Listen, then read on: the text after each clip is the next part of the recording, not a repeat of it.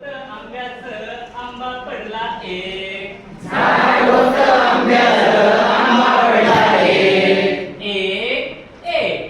एक एक अंगण अंगण अंगण अंगणात झाड अंगण अंगण अंगण अंगणात झाड झाड होतं आंब्याचं आंबे पडले दोन झाड होतं आंब्याचं आंबे पडले